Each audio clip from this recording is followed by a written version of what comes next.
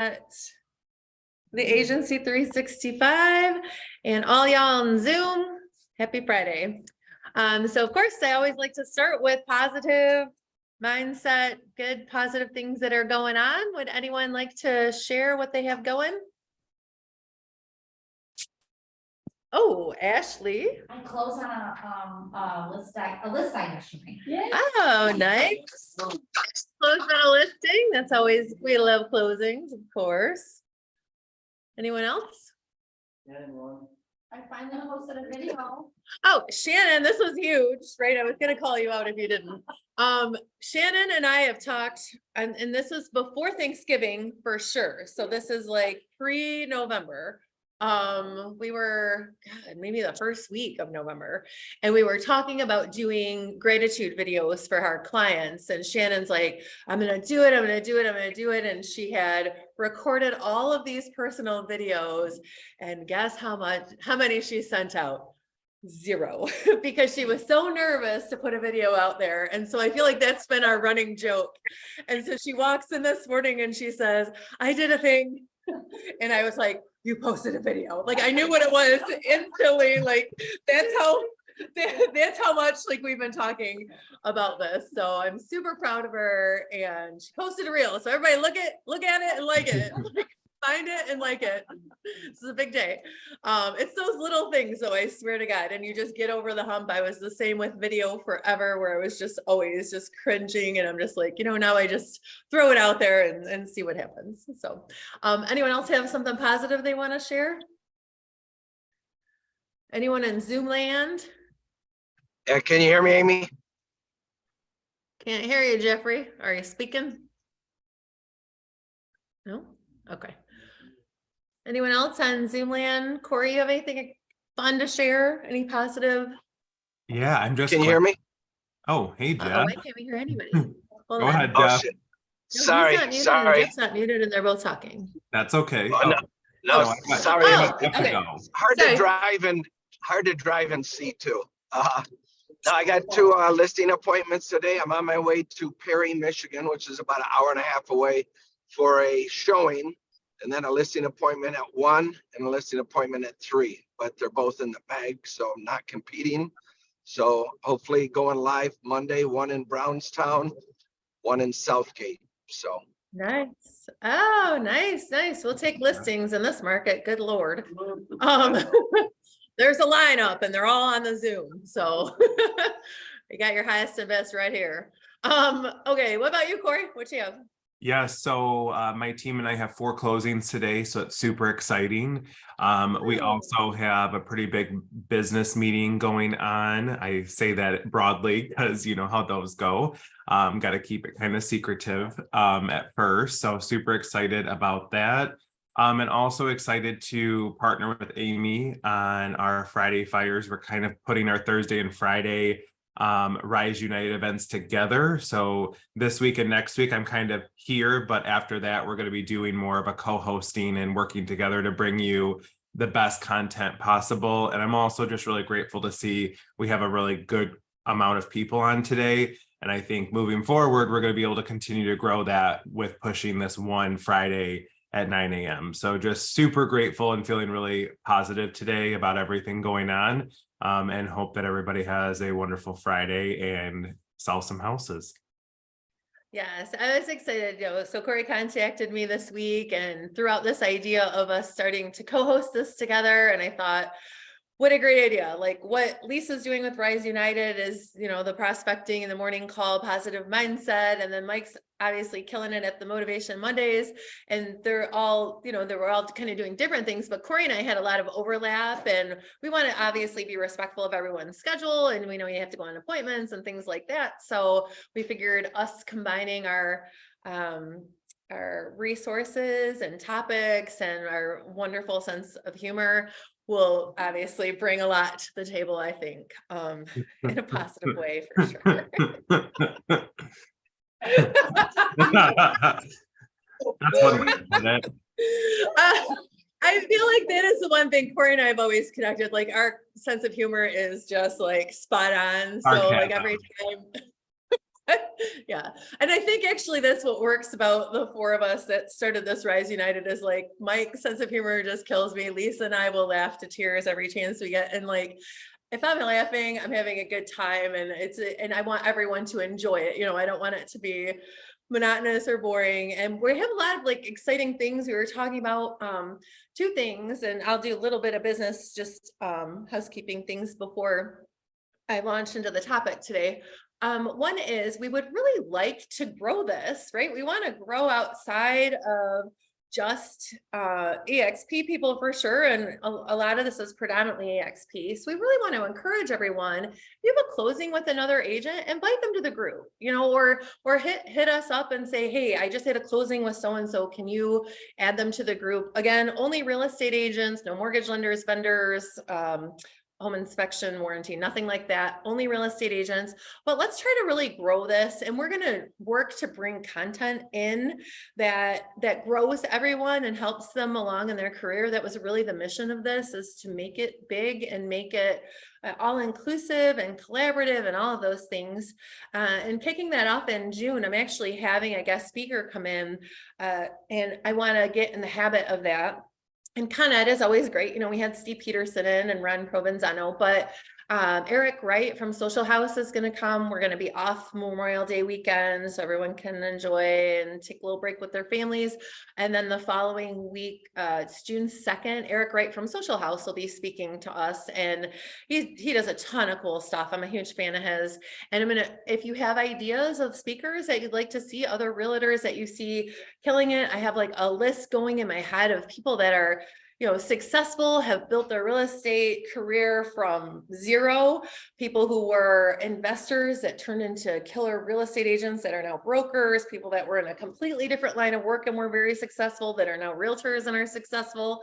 So I have like a long list of people, but if you can think of anyone ever, I'm happy to talk to them, or if you have a standing relationship with them, bring them in. I think, you know, we can always learn from people, and I tend to attract people that are like-minded, where they like to share information too.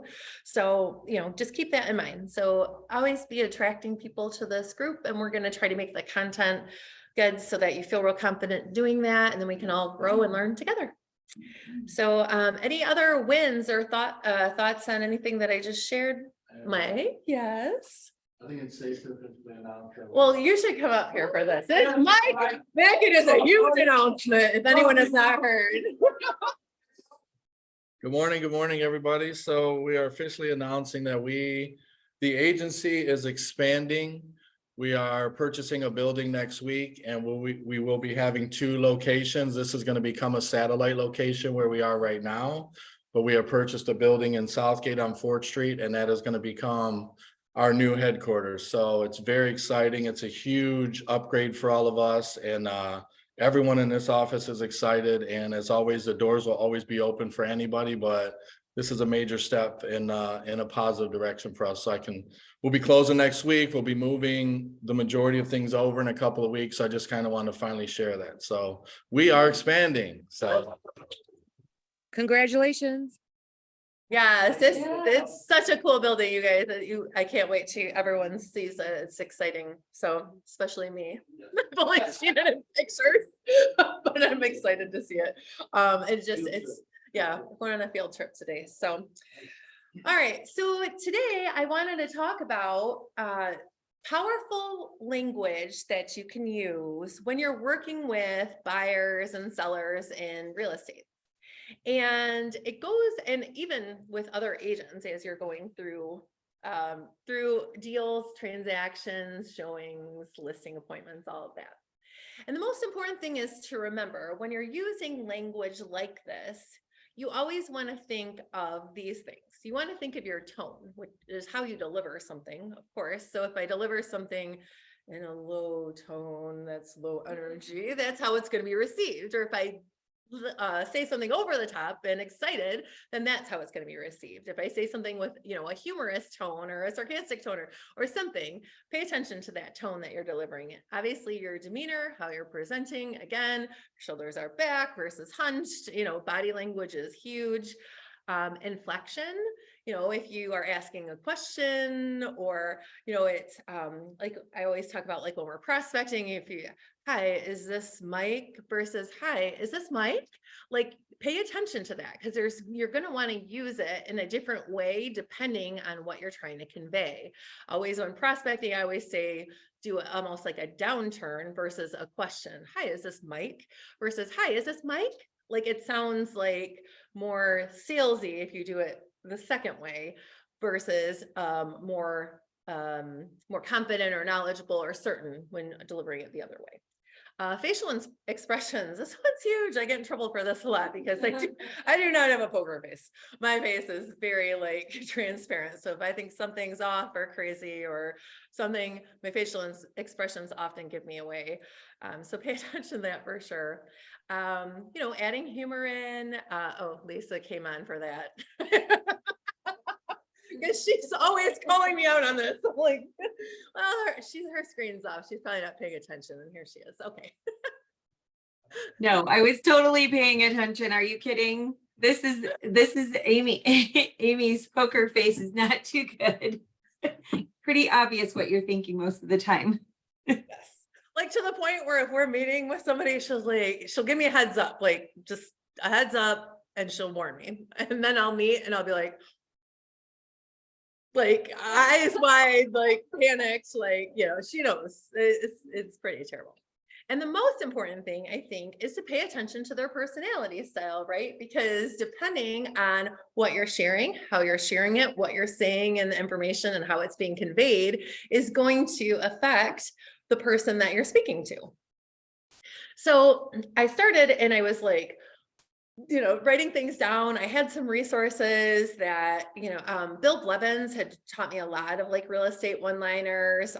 Mike Ferry had some, Keller Williams has some, like I kind of pulled from a bunch of different places because again, every person is different, right? So as I'm going through these, some people are going to be like, oh my gosh, I would never say that. And other people are like, oh yeah, I feel really confident saying that. Or that I feel empowered saying that, or, oh God, I would feel pushy saying that. And so I kind of just try to pull a variety of things. So, and then some of my own, of course, because I've been doing this a minute or two, that I could share that would just help you along the way. And again, like I tend to go from, I'm not a pushy salesperson. That's not my strong suit. I actually, the more accommodating I am to my clients, I really feel like they feel more comfortable because it's disarming to them and they don't feel like I'm a salesperson. So, some of the language that I use tends to be more like, I don't know, fluffy or nice because I just feel like that's better received with how I do business. But again, everyone is different. So I started with sellers. I feel like pricing is one that like happens over and over and over. Even still in my career, I'll get people that'll be like, I think it should be this price or that price. And a lot of times I'll say something like, I could tell you any price under the sun, or I could tell you the truth based on the actual sales of other properties. Right. And that's, I feel like a great way to say it because it's true, right? I could tell them it was $500,000 for their $100,000 property, but that's not comparing it to other homes that are on the market. So you aren't paying me to lie to you. I haven't used that one, but I feel like if someone has hired you, they want the truth. No one wants to be lied to, of course. I like this one. We don't want to price it high to chase the market. We'd rather price it right to let the market chase us. So that really puts your sellers in a power position, right? So we don't want to price it high to chase the market. We would rather price it right to let the market chase us. Because if we're pricing it high, then we have to wait for the market, like someone in the market to be willing to potentially pay over what it's worth. And if someone says to you, well, this other agent said he could sell my home for, let's just say $200,000, and they say they can sell it for $250,000. So it'd say something like, if an agent walks in and tells you that they can sell your home for $250,000, he's either guessing or lying or both, but either way, it doesn't seem like that would be a great choice for a professional to align with, especially if it's like some astronomical amount. So Again, if an agent walks in and tells you he can sell your home for whatever, he's either guessing or lying or both, but either way, it doesn't seem like that would be a great choice of a professional to align with. I like this one. I can tell you what you want to hear or what you need to know. Which one would you prefer? Right. So a lot of people, it would feel good to them for you to tell them something that isn't true and like fluff them up or whatever. But what they need to hear is what's important. So I can tell you what you want to hear or what you need to know. Which would you prefer?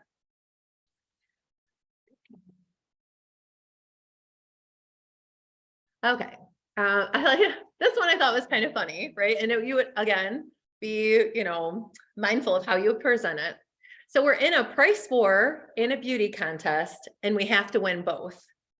Meaning we have to be priced exactly right and be the best looking house at that price as well. Okay. We are in a price war and a beauty contest, and we have to win both. Right? Because we have to be priced the best and we have to look the best within our competition. I love this one. I'm not in the business of listing homes. I'm in the business of selling homes, right? So if someone is pushing you to put it at a price, really, I'm here to sell your home, not just list it. There's a million ways you could phrase that. But I think that's a good one because, I'm not just here to put it on the market. I'm here to actually get it sold, which is what you want me to do. There's lots of ways you can phrase it. So this one I thought is good too. If someone, if maybe they're like, well, this guy said that he could do it for, 2% or something. Well, if you think hiring a professional is expensive, try hiring an amateur, right? Because an amateur isn't going to know. And, no offense, obviously, to anyone new, we're all here to help. So I never think of any of you guys as amateurs because you have layers and layers of people that will help you.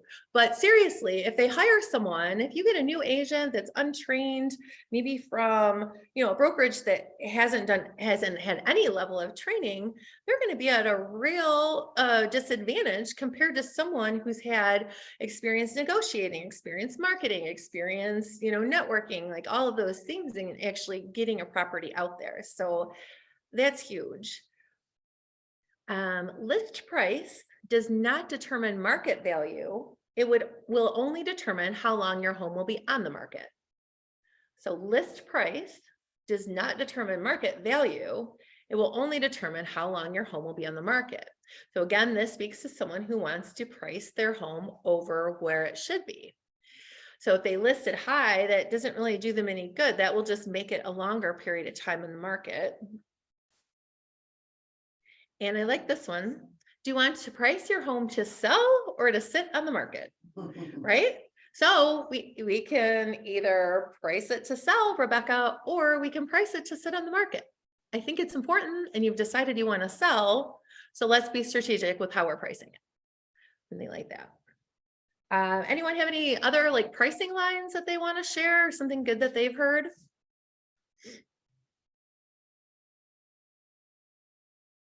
No? Okay. All right. So sellers, just going into more general questions. I like this question a lot. And sometimes we ask questions to discover. You'll hear that a lot. And it kind of opens the gate, gets them talking, and then you can kind of get their perspective and their goal in your mind. What is the most important thing you want to accomplish in selling this home?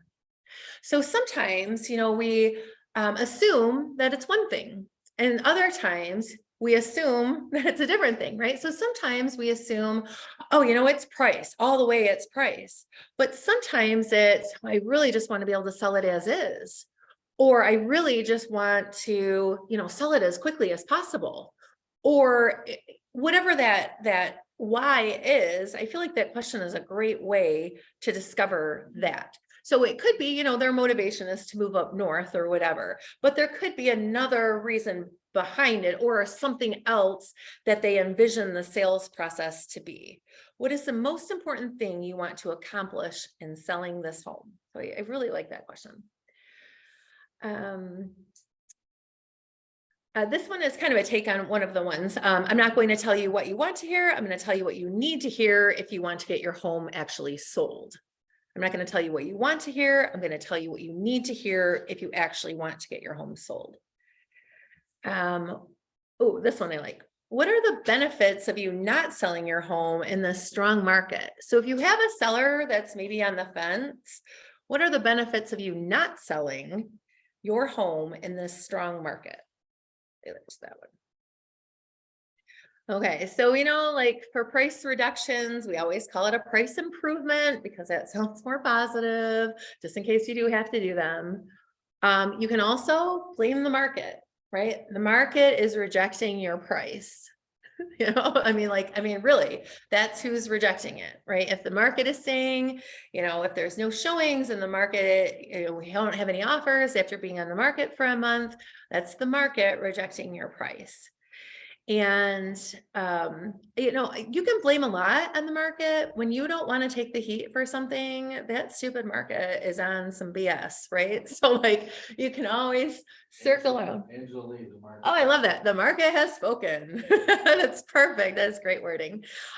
You can always do that, like blame the damn market, like it is bad, not everyone is going to see the value that you've put into your home, something like that. I love this. When people say we don't want to give our home away, which, if they're, again, this pricing just seems like it's up here. Commission and pricing, I feel like are always those two top ones. We don't want to give our house away. You can say, well, in all my years, I can say with confidence, I've never given a single home away, right? So, and it's true, right? No one is giving their home away. And I'm here to protect your asset and really net you as much money as possible. I love this. I specialize in getting people the most money for their property. And this is just a thing that you can say with confidence, to give them a confidence boost as well and give them confidence in you. So I want you to know, Lisa, you should hire me because I specialize in getting people the most money for their property. And you can hear how when I say it like that with emphasis and different words, right? I wouldn't just say, I specialize in getting people the most money for their property, right? You say something monotone, it's not going to be received in the same way. You say it with enthusiasm, inflection, and tone, it's going to be different. Lisa, I specialize in getting people the most money for their property. Like that is just so much more, that means I believe it. Come with me, you should believe it too, right? It's like getting their buy-in on it. So staging. Okay, so this one, I love this line. And I never talk about staging or little things that they may or may not need to do until I have a signed contract, of course. I don't even talk about city inspections. I talk about nothing until I have a signed contract. But something like the way we sell our homes and the way we live in our homes are two very different things. Right? I feel like, or we need to prepare a blank slate for the buyer to envision their life in this home. Seeing those like, kind of gentle, of course, you want to be sensitive, people have things and, some people, their things, they're attached to them, right? It's part of them and though part of their identity or part of their values. So we always have to be really delicate when talking to people about that. But saying, or we really need to have, I always say like, picture it like a hotel room where, everything is very neutral and the buyer can really see themselves in your home. Today's buyer, they watch a lot of HGTV, so they don't have a vision, right? So seeing these blank slates really opens it up so that they can picture their things there. Selling as is, this is one that I talk about a lot. So, I always get the random seller, and I know Steph was dealing with this with some things too, where they need to have it just right, and they want it perfect. And then they wait and they wait and they wait, and you get frustrated because they're waiting so long. Or you'll get someone that says, I want to redo my hardwood floors, or, I want to update my bathroom before I sell.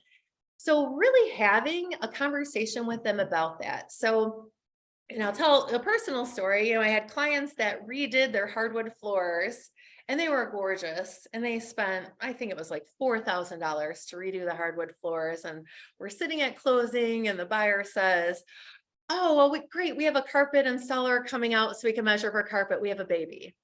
And so it's hard because 50% of people love carpet if they have pets or babies, and 50% of people like hardwood floors if they have pets or babies. And so you never know. And so I'll usually have a conversation with them about that, or they'll say, we really want to redo the bathroom before we sell our home. And I'll say, well, Corey, the bathroom redo would be like $5,000 to $7,000. And if we only recoup $3,000, that's not a really good investment of your time, of your money, of your resources. And so what I would encourage us to do is just price it appropriately for the market. I would rather keep every single dollar in your pocket that we can and just price it right. And a lot of times I feel like my sellers are like they actually feel relieved because of that. Every once in a while, you'll get a seller that's just they know what they know and they just want to do it. But a lot of times I feel like my clients are actually relieved because it's work that they don't have to do.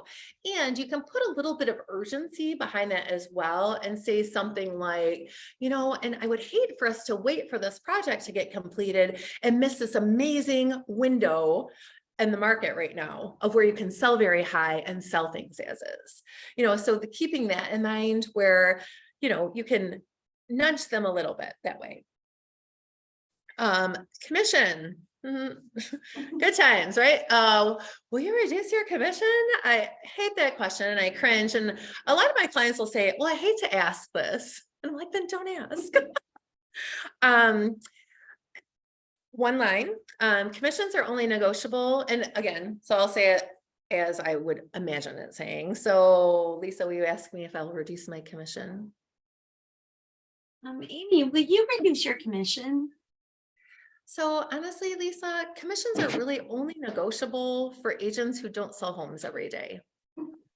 Like that gives like a little bit, and even if you don't sell a home every day, you can say that it's free. Or is your commission, I guess that would be more of is your commission negotiable, and then you would reply back. So is it, I heard it's 6%, but will you charge, can I get less? So Lisa, this doesn't look like a discounted home. I don't want a discounted buyer's agent. I'm sorry, a discount home. I don't want a discounted buyer's agent to bring their discount buyer who gives you a discounted offer, right? I want to get the very most for your home. Corey, what about you? Before you go, oh, maybe he took a call. No, Is your commission negotiable, Corey? Oh, Amy, thank you for asking. We provide top-notch service, and unfortunately, I don't think this is a discount process or house. So we want to make sure that we're putting everything into the house. So unfortunately, no. Okay, thank you. I'll hire you. Okay, all right, let's go ahead and get the process started. What about you, Lisa? Will you accept less than, will you do it for 5%, Lisa? Amy, I appreciate you asking, and I'll be honest, I actually love a coupon too, right? I like to save money. I like to make sure that I'm getting the best for what I'm paying for. So I can assure you, first of all, that you are absolutely getting the best agent, the best service.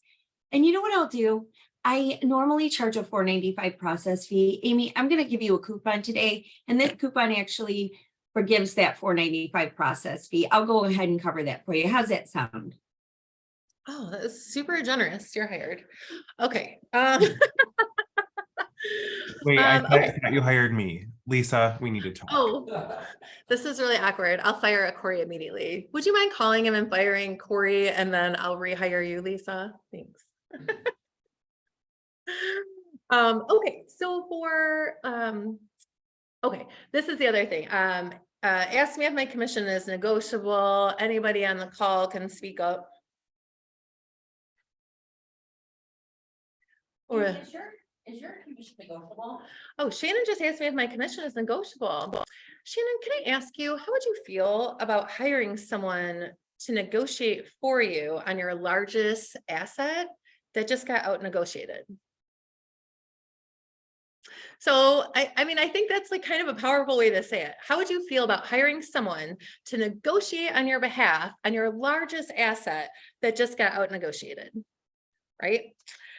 Okay, for expireds, I like these two lines. I got a question. Oh, yes. Hi, Fred. How are you? What if the seller tells you we're gonna put the house on the market at 400,000, but if I accept an offer lower than 400, will you rework your commission with me? What do you say? Oh, I have an answer. Lisa, Corey, do you wanna? Basically, I would say something like this. You know, what's exciting about that, Fred, is my commission is based on a percentage. So if you take less, I take less, and we go exactly like that. So you know what I'm gonna do, Fred? I'm gonna work my absolute hardest to get you every dime out of this place, because every dime you get means my commission goes up as well. So let's do this together. Let's get things signed and we'll get started right away. Okay. Oh, I love that. It's a great question, Fred. Thank you. And a great response, Lisa. That's exactly what I say too. Well, the good news is my commission is based on your sales price. So if your sales price is to go down, it will reflect on my commission as well. So I think that's perfect. Okay. So for expireds, and I like this line. Sometimes it takes the first realtor to see the benefits of using the second realtor that's actually a better fit for you. Or when you allow me to do my best, this will be your last time on the market. So I like those two. All right, so now we're going to talk about buyers. Hey, Amy, I wanted Yes. something I wanted to say real quick on expireds is sometimes when you're meeting with them, the biggest objection you're going to have is price. They were more than likely overpriced or the condition was bad. You know, if you're not changing the condition, obviously it's just the price. So I had a meeting the other day and I did bring somebody along on my team, and we were talking, and I made a recommendation of a price $30,000 less than what they went expired on, and they also had made some improvements. And so they were shocked. And what I said to them is I said, the price recommendation that I made is working together to get the property actually sold. And then we move forward. So I just think that might be some good advice for people when you are meeting with someone and you know it's overpriced, even if they painted and did some touch-ups, like, hey, I did more work and now you're still telling me to price it less, because sometimes it's still the price and the strategy. So when I said this is the pricing strategy, by working together on this, the property will actually be sold. And using that word was really reaffirming for the seller to know that we're actually going to sell it this time around. I'm not just blowing smoke and telling you what you want to hear, but I'm actually giving you professional advice. And that's why we sell more houses and more properties. I love that, Corey. That's perfect. I mean, that's where you do, like, anytime you can make a team connection, and I'll talk to that a little bit when we talk about agents, but anytime you can make that team with your buyer or with your seller, that is so huge. It's so impactful. It really changes, I feel like, the playing field, because you're aligned and working together. And I love that so much. And Fred, you had a question, I think, in here too. Oh, he said he had sellers waiting because interest rates are affecting buyers. So I think for that, to me, I don't know if Corey or Lisa wants to chime in. What was the question, Amy? He said that he has some sellers that are, let's see, sellers say that the interest rate is affecting buyers at this moment. I can wait. The seller is saying that? Well, Okay. the interest rates are affecting buyers, so I'll just wait until the interest rates go down to sell or something. Yeah, Amy, I definitely understand. I mean, we do know that interest rates have gone up. However, we are at an all-time low with inventory, and there are still buyers buying. I actually had a listing yesterday that received 6 offers in 24 hours, and sold for $15,000 over asking price, even with these high interest rates. So while the interest rates are high, I think that it would be a big mistake to wait, because right now the inventory is low and we're in a hot market and it's still in a seller's market. So by waiting, you risk losing that opportunity. And if inventory goes up with high interest rates, then you may have to wait to sell and you may get less. Love that. It's perfect. This is why I love this guy. Well, and yeah, So sure. one thing, if, to educate people that might not be fully educated with the mortgage and the rates, it's, the percentage rate isn't that much of an impact as they think it is. Mhm. It's not $300 or $500 difference per point. Like if you're from 7 to 6%, you're paying like $60 or $70 extra a month. It's not nothing that's astronomical that you can't afford. You know what I mean? It's Yes. it's something that is, you know, when someone wants to offer a house and you say, you know, when you're talking price, and like, well, I really don't want to do 210, I'd rather do 200. They don't realize the minimum, that's only $30 or $40 a month on a Mhm. mortgage payment. So it's similar with the rate. The rate's a little bit higher, but it's not hundreds of dollars. Yes. It's only, it's, you know, ballpark $60, $80. Did everyone hear that on here? Like Mike is saying, the difference between a Mhm. 6% interest rate and a 7% interest rate is like $60 to $70 a month. Are you really gonna keep that? Like have that keep you from purchasing the home that you want to purchase? And so part of that is us being in the market and educating both buyers and sellers of this, because as scary as those higher interest rates sound, it really is not a big deal. And, you know, I had a lady the other day and she was going to write I think it was a 205 offer. And she's like, well, maybe we should just write 203. And I'm like, okay, that's going to be like $8 or $5. I'm like, really?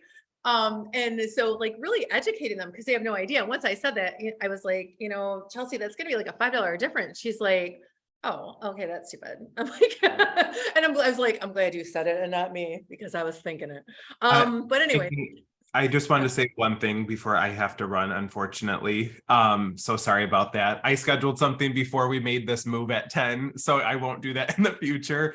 But I think, you know, my team and I know Amy's like, this isn't going to work out, Corey. This is no, you're fired. You already signed. Yeah, you're so I think you know, sellers are obviously, you know, it's really crucial. I think it takes a really specific skill to work with sellers frequently, not just a hit or miss listing. To be a skilled listing agent, this information is just straight gold, and this is being recorded. So if anyone missed it and you think they could benefit, send this to them. But we're also have a lot of people, including all of us, that are working with buyers right now. And this information is so crucial. What Mike just said and Amy just said, you need to be able to talk to your buyers and let them know, let's say they're looking at $200,000 houses, but the house they really need that fits everything they want is $220,000. You need to be able to explain to them the difference in payment, the difference in cost, and ask them, is $20,000 worth that extra bedroom and half bath that you really want for you and your family? Or do you want to buy the house at $200,000 that we've looked at 5 of them and you don't like them and you're going to have to move in a year or two? Or do you want to work with the lender, maybe pay $85 more a month, but have the house that you can be in for 5, 10 or more years? So being able to skillfully and professionally explain that, I think, is crucial. And it's the difference between showing 3 homes and showing 30 homes. Yeah. So good, Corey. Love that. Okay. Wow, that's powerful. And now you leave us. Bye, Corey. Okay, I won't do this again. I won't schedule at 10. All right, bye. Amy, I actually have to jump off too because I have another appointment. I'm so sorry. I am so sorry. But I did just want to say, add on, if you don't mind. There were a couple of things. Anyone can list a home at any price. It is my job to establish what we can actually sell it for that will get you the most amount of money in your pocket. Right. So that's one of the ones that I absolutely love. And I say it all the time. And I'm always going to tell you the truth. That's what you want, isn't it? And look them right in the eye when you're saying it. I'm always going to tell you the truth. And you say that right before you're going to tell them something that's going to punch them in the gut. Like, this price isn't going to work for you. Right. But you're gonna let them know it's coming, right? By looking them in the eye and telling them, gonna tell you the truth. Do you agree, Amy?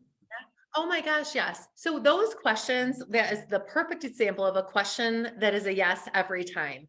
The more yes questions that you ask any client, the more aligned they're going to feel with you. So if I said that to anyone, you want me to tell you the truth, right? If anyone says no to that, we hate them. Like, of course, everyone wants the truth, right? So that is always a yes question. And the more yeses, it's a subconscious thing really, is that they're like, oh yeah, she gets me. She understands me. Now she's being honest with me. These are all qualities that I like. So that makes for a positive experience all the way around. And then punch them with the price.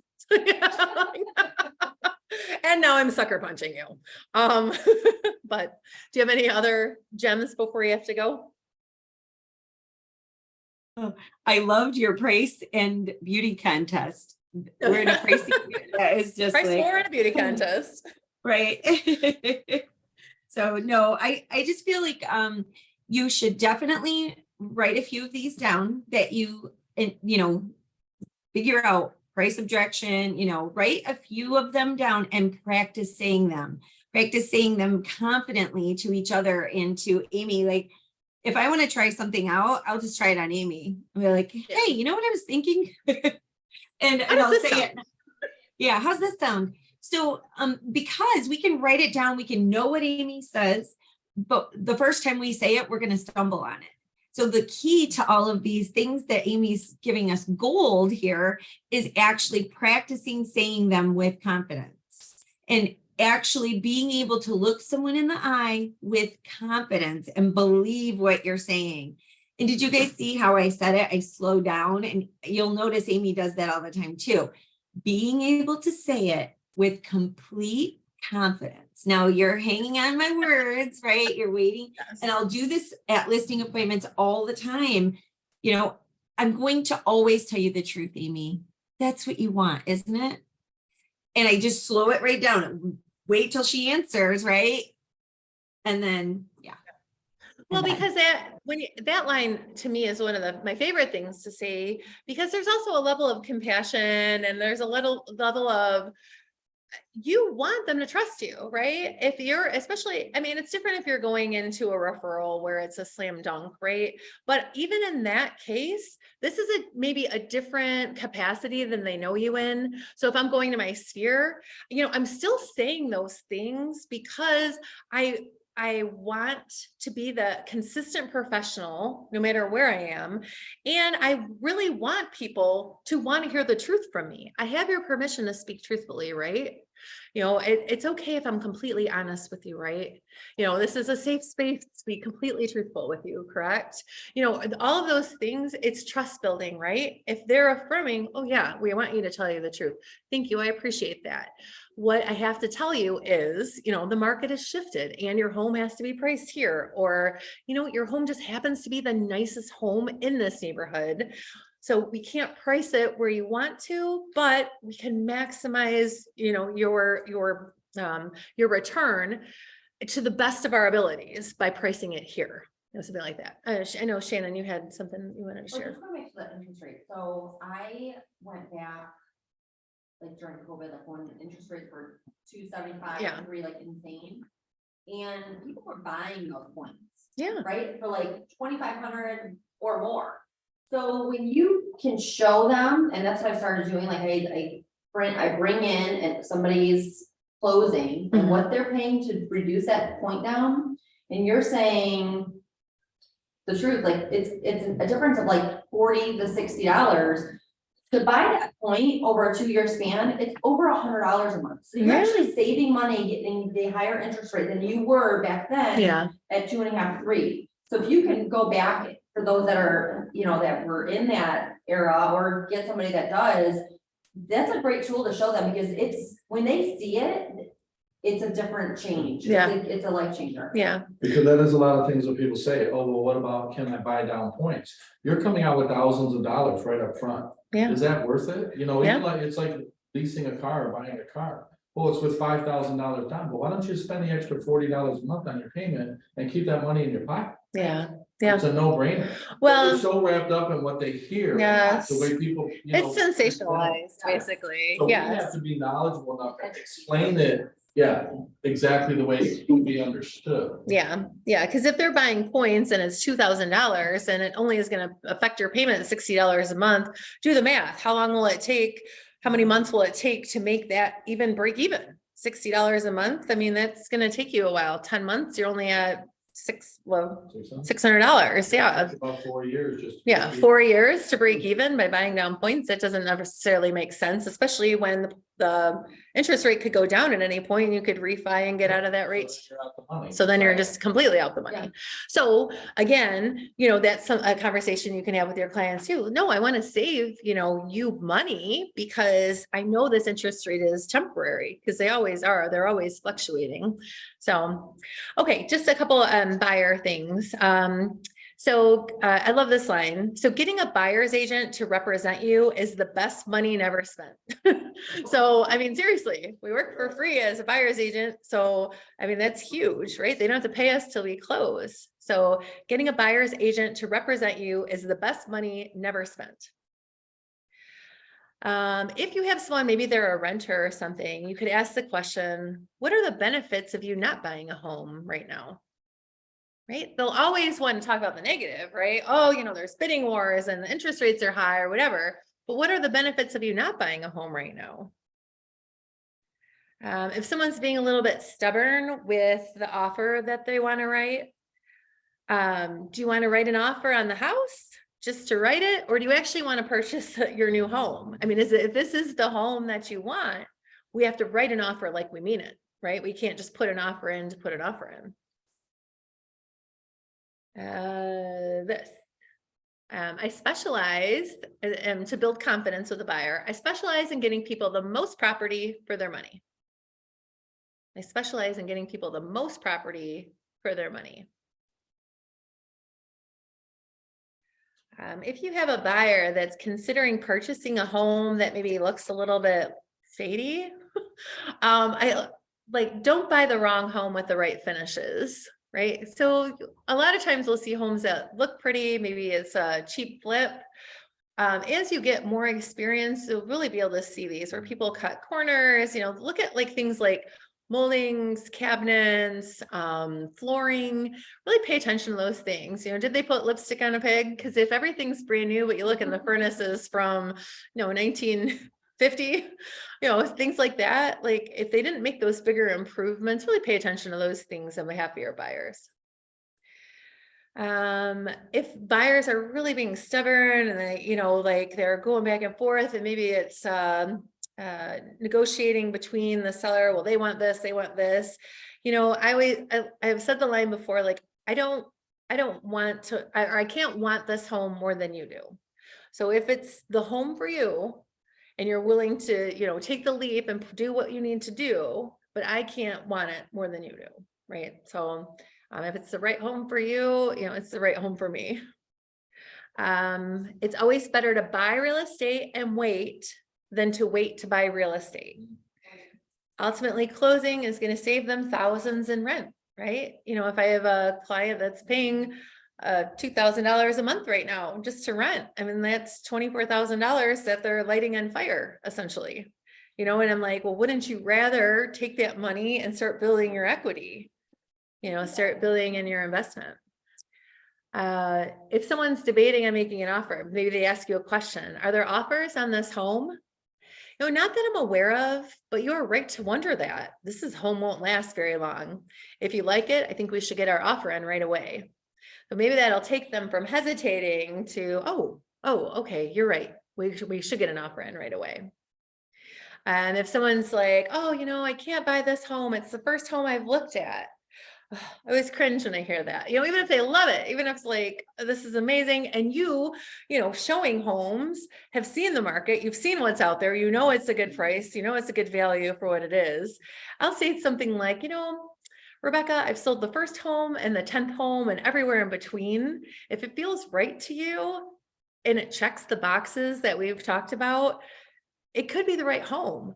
Or you could say, I know you've been online shopping, Katie, for the last 6 months before your pre-approval came through. If this feels right and this checks your boxes of amenities, price, and location, I think we should make an offer on it. Or something like that. All clients, I love these lines. I work for free until closing.